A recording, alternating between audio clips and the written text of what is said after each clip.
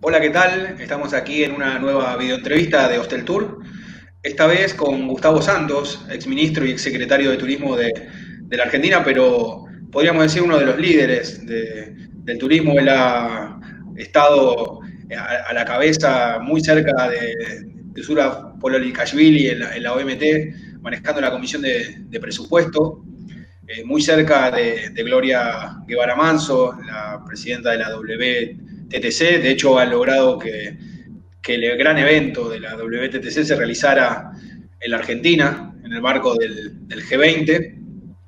Y en este contexto de pandemia ha tomado un riesgo poco frecuente, y es que ha decidido publicar un libro analizando la propia pandemia, algo que es muy difícil porque todo va cambiando día a día, todos somos testigos de cómo la información se va modificando, pero bueno, han presentado un análisis muy pormenorizado del impacto, pero no solo en términos económicos y en términos sanitarios y de flujo de pasajeros a nivel mundial, sino también desde el aspecto humano.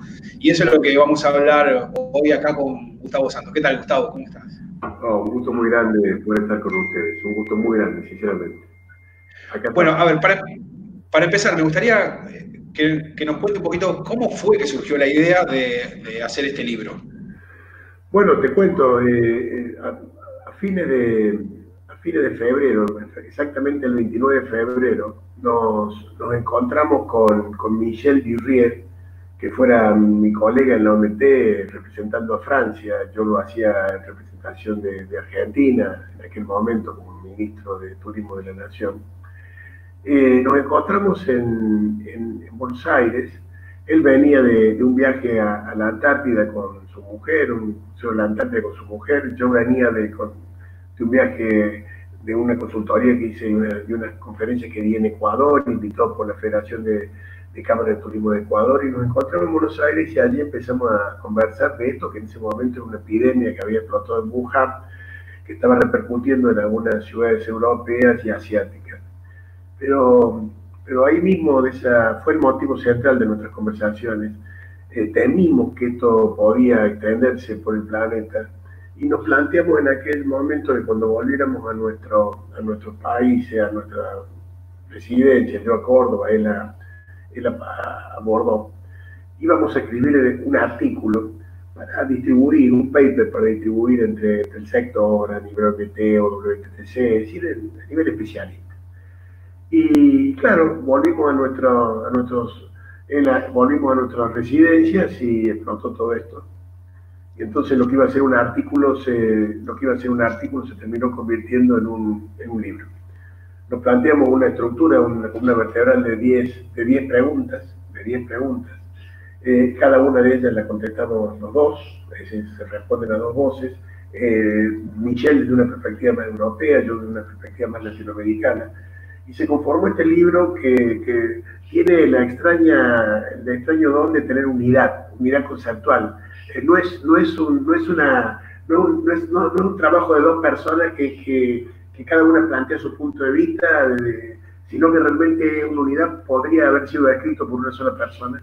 Eso nos lo ha dicho muchas críticas, nos han hecho en sentido positivo, como que es un libro que no parece que fuera escrito por una sola persona. Y eso tiene que ver también con la afinidad que tenemos con Michelle, con la amistad, con la profunda amor que tenemos por el turismo, por los años compartidos en la organización mundial. Como decías bien, me tocó ser el presidente de la Comisión de Presupuesto, él fue el vicepresidente de la anterior gestión de RIFAI, y luego con Sura, Pololikashvili, me tocó acompañarlo al inicio de su gestión como el presidente del Consejo Ejecutivo. ¿Te acuerdas que me eligieron en Chengdu junto a él? Lo eligieron secretario general y a mí presidente del Consejo Ejecutivo. Y Michel tuvo mucho que ver también en eso, porque ayudó mucho a que esas elecciones se den. No es muy fácil que 156 países del mundo te elijan. Pero Claro, muy amigos, y Michel siguió siendo un asesor permanente nuevamente, como lo es actualmente en Turismo Sustentable. Y, y ese libro es de alguna manera una devolución que quisimos hacer en este momento tan difícil, tan trágico para el turismo del mundo, una devolución que queremos hacer a un sector que nos dio mucho y a los cuales le debemos buena parte de nuestra formación. Me gustaría preguntarle porque hay un punto que atraviesa de alguna manera todo el libro, por lo menos por lo que han presentado el otro día en la presentación formal del libro, y es el tema de la conectividad.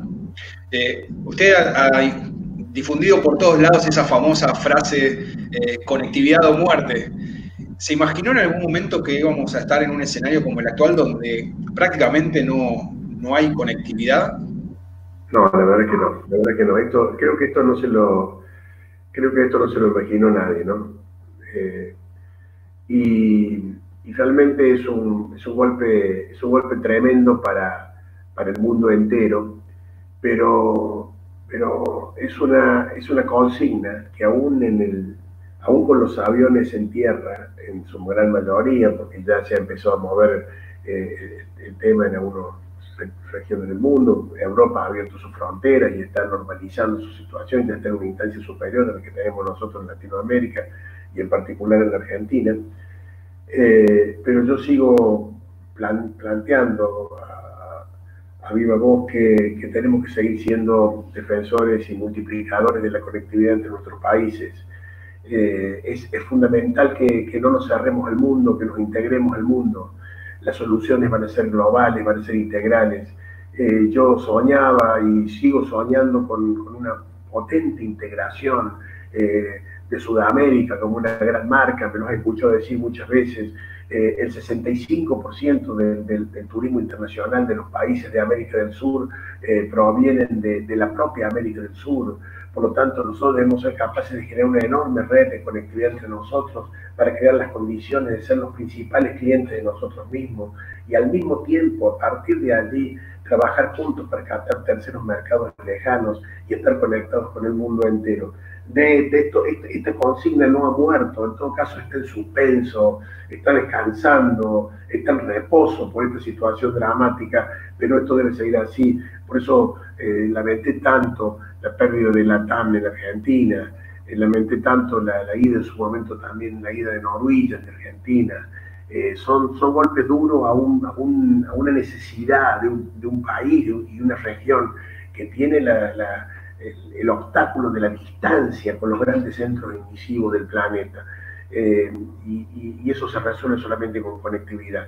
La conectividad sigue siendo un desafío para la región y para el mundo. Debo decirte, sin embargo, que no va a ser la misma, que va a volver dañada, disminuida, que se van a perder rutas y que vamos a tener dificultades en los flujos turísticos en el mundo entero, porque esos flujos van a disminuir.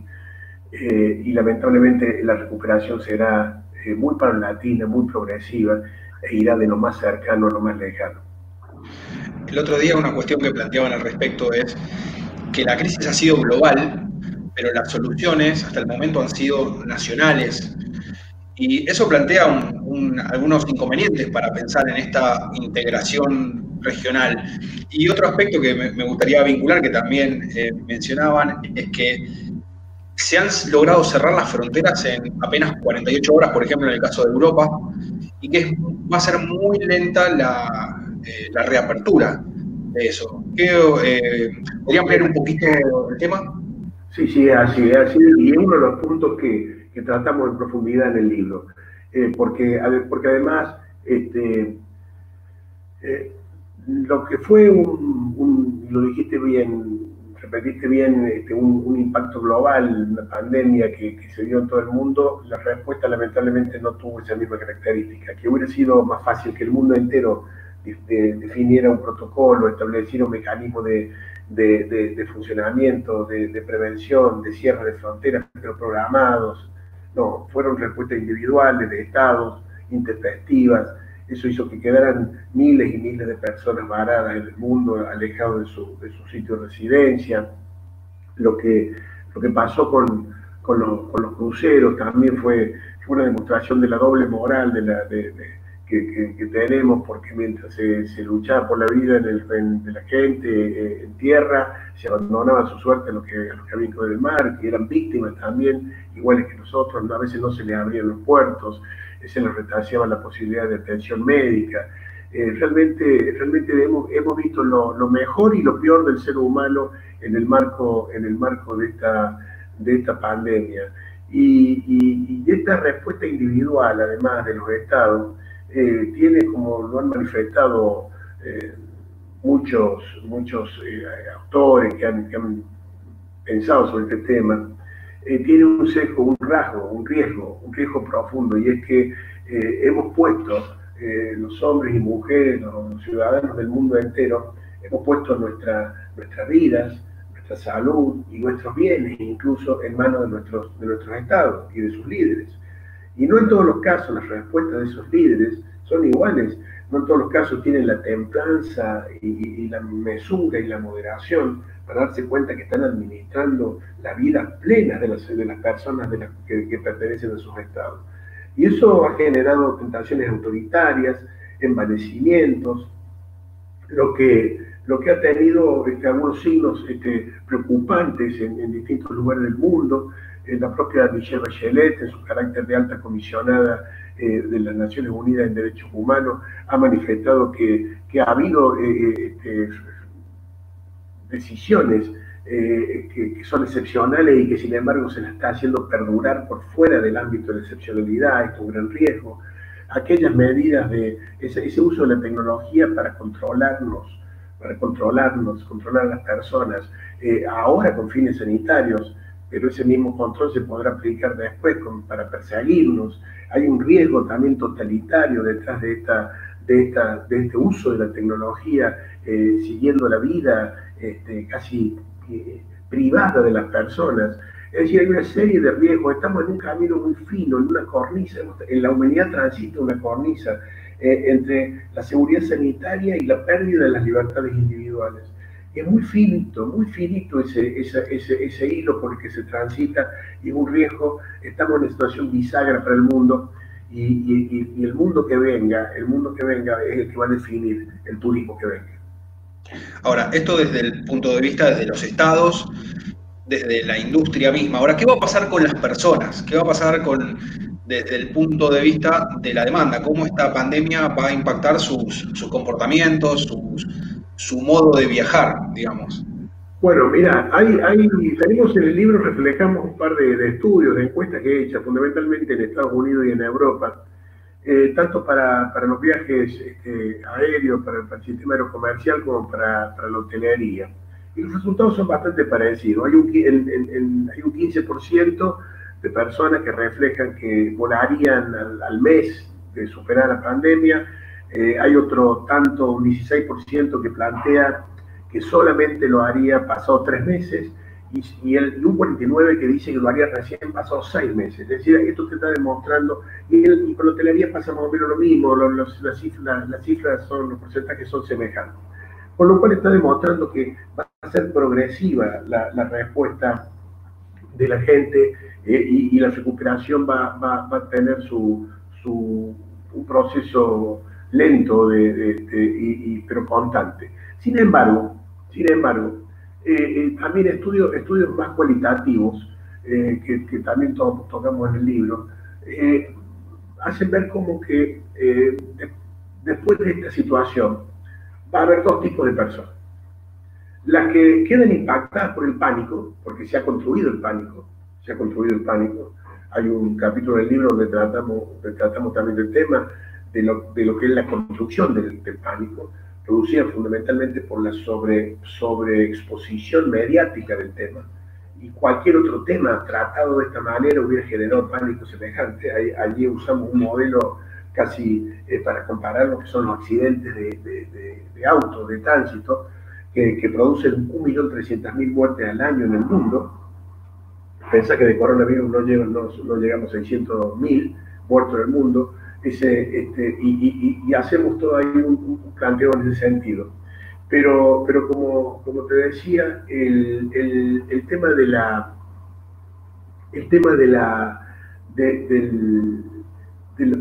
coronavirus, tiene esta particularidad de poder disparar actitudes de 2 tipos. Una, que se van a retraer los que quedan impactados por el pánico y no van a salir, y le va a costar muy mucho salir, porque quedan con este miedo al contagio, con este miedo al otro, quedan con toda esa cultura del coronavirus, pero al mismo tiempo hay una porción semejante de humanidad que está esperando el momento mismo que le abran la puerta para salir disparados a buscar su libertad. Hay una porción gigante, enorme de la población mundial que entiende que el viaje es un sinónimo de libertad, es un sinónimo de autoconstrucción de la persona en busca de la búsqueda de la felicidad a partir de lo que tiene más cerca, que es el viaje, el encuentro con el otro, con el prójimo, y esa porción enorme de población también de todo el mundo va a ser la que va a disparar en un primer momento rápidamente la recuperación del turismo. Esto abre un escenario que se está empezando a analizar y que se le ha dado una palabra para designarlo, que es nueva normalidad, o un término que es nueva normalidad. ¿Existe algo tal como la nueva normalidad? ¿Es un fenómeno permanente? ¿Es un fenómeno temporal?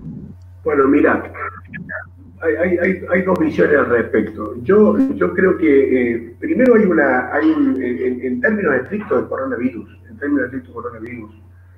a la cuarentena inicial fuerte, que tenía el sentido, primero, de ver a qué nos enfrentábamos como enfermedad, segundo, preparar los sistemas sanitarios, y tercero, fundamentalmente, preparar culturalmente a la población en todos los aspectos preventivos, el distanciamiento, el lavado de manos, el barbijo, etcétera, etcétera.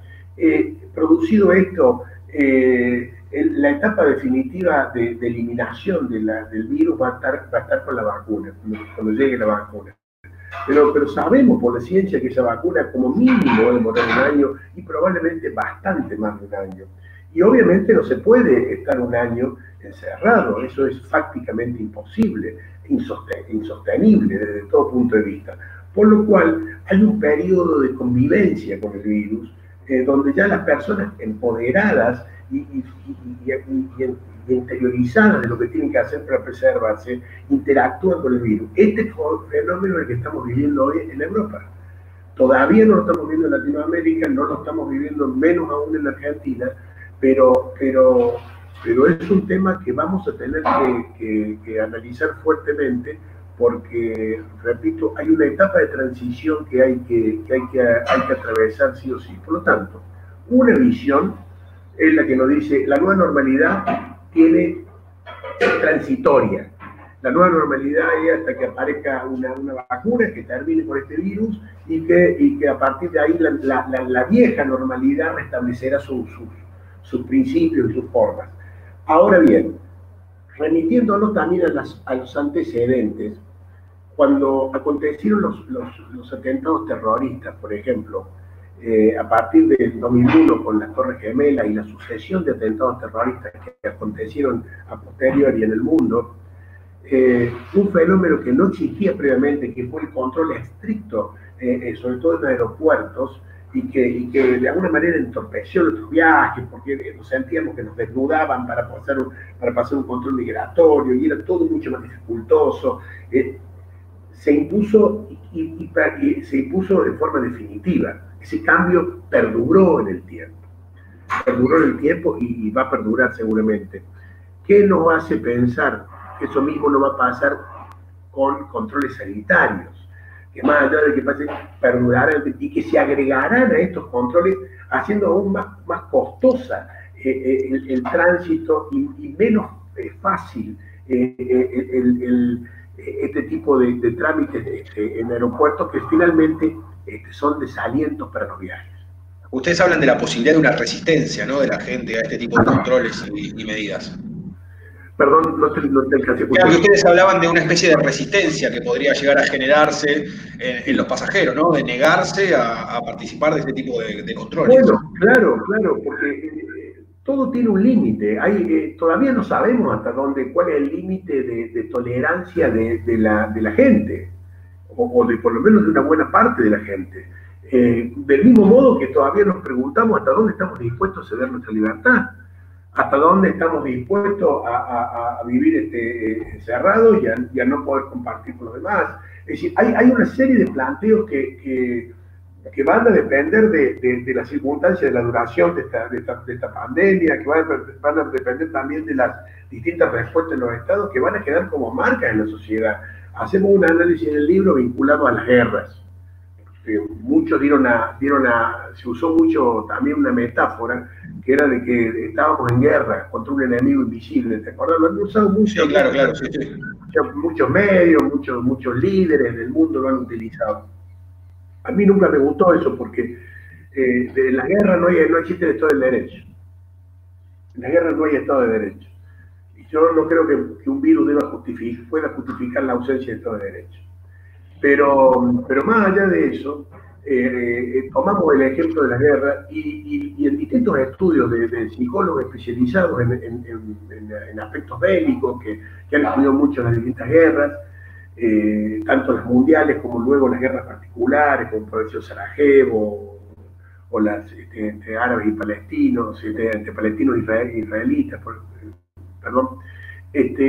La mayoría de los psicólogos manifiesta que durante el periodo bélico no se ven los efectos, pero que los efectos negativos, nocivos sobre la psicología humana y sobre la persona aparecen después, cuando ha pasado la guerra. Que es ahí cuando aparecen las fobias, cuando aparecen las obsesiones, cuando aparecen las neurosis producidas por fenómenos como este. Ojalá que esto que uno estima que realmente también va a pasar sea en una cantidad que no impacten demasiado la vida normal de las personas. Por último, Gustavo, un tema que preocupa a la industria y también tiene que ver con la resistencia que podrían llegar a tener los pasajeros, tiene que ver con el precio, ¿no? Porque en este contexto es muy probable que viajar claramente sea más caro que antes. Y ustedes planteaban la necesidad de un nuevo modelo, porque el mundo tendía hacia la disminución de los precios para democratizar el viaje y que este modelo está cambiando. ¿Podrías contarnos un poquito de qué se trata esta idea? Claro, el modelo vigente, vos sos un especialista, el modelo vigente era más viaje, más turismo, más barato, ¿no? Más viaje, más turismo, más barato. Esto había posibilitado la democratización de los viajes y ese paso tremendo, gigantesco, en los últimos 70 años, del turismo mundial, que pasó de 25 millones de viajes en 1950, 25 millones de viajes, a 1.500 millones de viajes aproximadamente en el 2019. Ese modelo no va a existir, porque como decimos, van a disminuirse los flujos, va a haber menos oferta, la demanda también se va a ver reducida, sobre todo por la crisis económica, vamos a ser más pobres, sobre todo en Latinoamérica, y dentro de Latinoamérica los dos países que se estima, según las principales instituciones mundiales de análisis económico, son la Argentina y México, que van a tener caídas que van a ir entre 6,5 y 10 o 12% de su PBI, lo que es realmente enorme. Se estima que el aumento de la pobreza en la región va a ser también considerable. Se espera algo así como 35 o 40 millones de nuevos pobres en Latinoamérica. Es decir, que vamos a tener restricciones por el lado de la demanda, porque vamos a ser más pobres, vamos a tener restricciones por el lado de la oferta, y por eso lo que se viene es un proceso para que no volvamos a un turismo de élite como teníamos en la década del 60, por ejemplo. Personalmente creo que va a suceder lo siguiente. La oferta hoy existente tal que lo que queda en pie y están tan faltos de caja, los hoteles, las agencias de viaje, las líneas aéreas, todo, que va a haber ofertas, va a haber oportunidades. Y de hecho la estamos viendo en algunos casos en las ofertas que empiezan a verse ahora para volar desde Argentina a algunos lugares del mundo. Ahora bien, donde haya competencia, donde haya alternativa, va a haber oportunidades y va a haber mejores precios. Donde haya monopolio, va a haber mayores precios y grandes dificultades para viajar y mayores costos. Yo por eso sigo apostando a que haya una oferta múltiple en conectividad. Por eso creo que la empresa única es un error estratégico, lleve el nombre que lleve y pertenezca al país que pertenezca. En ese contexto, digo, le pregunto porque lo acaba de mencionar, ¿Cómo pueden hacer los estados en este contexto para asegurar, por ejemplo, en el caso de Argentina, la continuidad de la TAM? ¿Cómo puede hacer Brasil para asegurar la continuidad de la TAM Brasil? ¿Cómo puede hacer? Porque, digamos, es un fenómeno que se está viendo, por ejemplo, en Alemania se acaba de aprobar que Lufthansa pase, que el Estado alemán pase a formar parte del paquete accionario de Lufthansa. ¿Cuál es el modelo que le parece más conveniente como para tratar de salvaguardar esta malla de conectividad? Nosotros lo decimos en el libro con todas las letras. Está el Estado, está el golpe sobre el sector comercial, que es el más dañado, indudablemente, que si los estados no van en su auxilio no se va a sostener. Nosotros anunciamos quiebras, anunciamos a partir del mes de mayo, no nos equivocamos, empezaron los primeros síntomas, empezaron en mayo, en distintos lugares del mundo, anunciábamos esto en el libro y esto se puede... Los estados han tenido respuestas diferentes. En el caso de Estados Unidos, el gobierno salió en ayuda de las tres principales líneas aéreas en forma administrativa, American, United y Delta. En el caso alemán, capitalizó el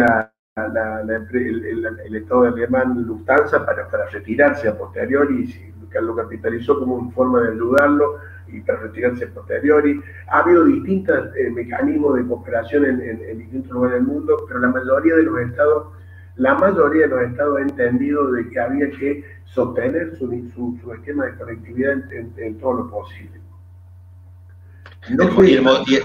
¿Y el modelo, por ejemplo, del Estado argentino entrando, no sé, en la TAM con un porcentaje? No, yo creo que hubiera bastado quizás con que la TAM encontrara un oído más atento, una comprensión de su situación, que le permitieran acuerdos con sus salariales, con sus empleos diferentes, que no se les pusiera tantas trabas, que es muy difícil cuando vos estás en una situación como la que están y donde no es el caso de aerolínea, que vuelo o no vuele, cobra todo el mundo, paga porque lo pagamos todos los argentinos. En este otro caso es riesgo empresarial puro. Entonces, cuando no hay una visión de la otra parte de que se está entendiendo el esfuerzo que está haciendo y cómo se puede ayudar para cooperar, no se le permitió el acuerdo salarial con sus empleados de disminución de costos, hubo problemas de distinto tipo, y estas situaciones son finalmente las que llevan. Traer una empresa, posicionar una empresa, lleva años. Te lo digo porque sabes el esfuerzo que hice para traer 9 nuevas líneas aéreas a la Argentina y que otras 16 tuvieran más frecuencias o nuevas rutas o mayores asientos. Y esto posibilitó que solamente en 3 años, porque el 16 fue el año de transición, pudiéramos aumentar en 2 millones la oferta de aviones de asientos internacionales del receptivo argentino. Y que alcanzáramos los 7.4 millones de turistas en el país, que fue el récord histórico de turistas en 2019. Pero cuesta mucho tiempo conseguir esto. Y también quiero decir que para cualquier empresa irse de un mercado, sobre todo un mercado que está consolidado, como el caso de la TAM, que hacía tantos años que estaba en el país, también es un costo muy alto. No vas a creer que es fácil irse. Irse tiene un precio, tiene un costo muy alto también. Hoy está el costo de Avianca en Perú, por ejemplo. Por lo tanto, el esfuerzo que deben hacer los estados, el Estado nuestro y los demás, es tener la apertura, la visión de tratar de ser comprensivo, de entender, de ayudar, de cooperar y no de poner obstáculos. Gustavo, muchísimas gracias. No lo hemos mencionado todavía, pero el libro se llama El Después, Turismo y Humanidad, ¿verdad? ¿Y dónde está disponible, Gustavo, para quienes quieran acceder a él? El libro está disponible, el libro sale en 3 idiomas, sale en español, que es el idioma original en el que lo escribimos, en francés y en inglés. Está disponible en digital, en los 3 idiomas, en la plataforma turismoeldespues.com, y el libro es en papel, está solamente en Argentina, con la editorial Galeón nos publicó en Argentina, y Cherché Midi nos publicó en Francia. Hemos tenido una tirada muy importante de 15.000 ejemplares en Francia de Cherché Midi, que es una de las más importantes editoriales francesas, y en papel se puede conseguir en todas las librerías argentinas, en la librería francesa y si no, en la plataforma turismoeldespues.com en la versión digital. Y quiero aprovechar, porque tu medio es probablemente uno de los más aptos para hacerlo como líder de los medios mundiales del turismo. Quiero agradecer a Sura Poloricashvili por el prólogo del libro y a Gloria Guevara Manso por la postfase del libro. Los dos líderes del sector público de las Naciones Unidas, como Sura y la CEO de la WTTC, que reúne a toda la industria del turismo del planeta, los principales jugadores del turismo del planeta, están acompañándonos en el libro, y eso para nosotros es un gran orgullo. Y también agradecerle a dos grandes universidades, la Siglo XXI de Argentina, que hoy es la universidad más grande del país, y la Sciences Po de París, que también desde el punto de vista académico nos han acompañado en el libro. Vaya apoyo para esta propuesta, ¿no? Estamos muy agradecidos porque es un acto de confianza. Esperamos poder realmente estar a la altura de la confianza que hemos recibido de tantas instituciones y personas. Muchísimas gracias, Gustavo, y bueno, muchísimos éxitos con el libro. No, muchas gracias a vos, muchas gracias a tu medio, un abrazo muy grande a todos los amigos de Argentina y del mundo entero, porque yo sé que estamos llegando sobre todo a mis amigos españoles, también y a toda América. Un abrazo muy grande para todos y vamos a salir de esto, vamos a salir de esto. Vamos a salir de esto porque un día vamos a recuperar la libertad. Y el día que recuperemos la libertad, el turismo se recupera solo. Este es el mensaje que, en definitiva, vamos a salir y vamos a volver a viajar. Muchísimas gracias, Gustavo. Le recordamos a todos nuestros seguidores que pueden suscribirse al canal de YouTube de Hostel Tour para seguir y acceder muy fácilmente y muy rápidamente a través de las alertas a entrevistas como la que hicimos hoy con Gustavo Santos. Muchísimas gracias, Gustavo. No, al contrario, muchas gracias.